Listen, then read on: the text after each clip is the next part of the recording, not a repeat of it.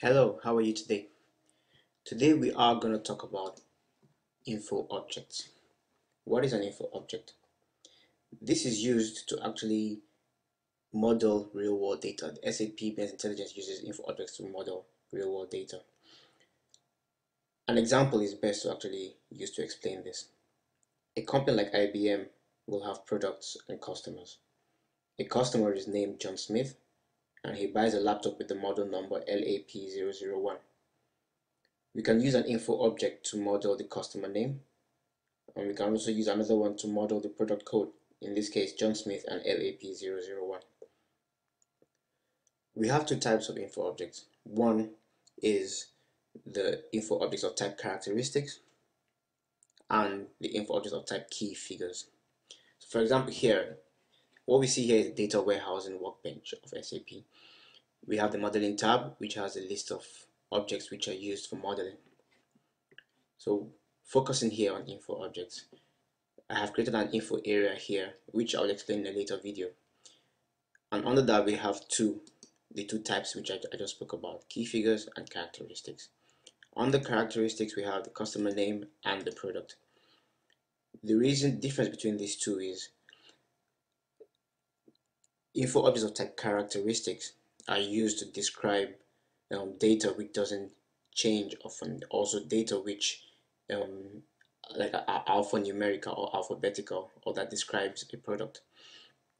On the other hand, key figures are used to describe info objects which change, which are time dependent and also are derived from other info objects. For example, in this case we have the price, which is derived from basically in this case the price of the object. We can also have another info object of type key figures, which we call the revenue. For example, the revenue is derived from the price and the number of sales of the product. If we drill down to actually see the properties of the info object, in this case we choose the customer name, which is of type characteristics. We can see here on the right hand side the code of that info object. We have the short and long descriptions. The data type is of type character. We have other data types, for example, like numerical, alphanumerical characters, date fields, and time fields. The length of this info object, which is of the characters, is 14, the maximum.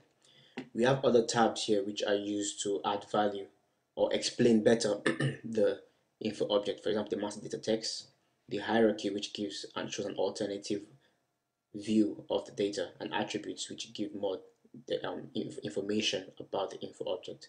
We shall go into this in a later video. If we choose the info object price and view the properties, the code here in this case is ZTPPRI. We have the long and short descriptions, but the data types are different. We have fixed set data types, in this case the amount, which is what we use to define price, and we also have units of measure here. In this case this is currency. We use this to actually define, we can actually input data from different types of currencies, and then the system will calculate this for us. In subsequent videos we're going to go into actually the process of actually creating these info objects. Thank you for listening. Please leave a comment on this video. You can tell me two things. You can tell me if you liked the video, what you liked about it, and also what you would like to learn in later stages. Thank you very much. You can go to my blog www.get-erp-training.com for more information about SAP Business Intelligence. Thank you and have a nice day. Bye bye.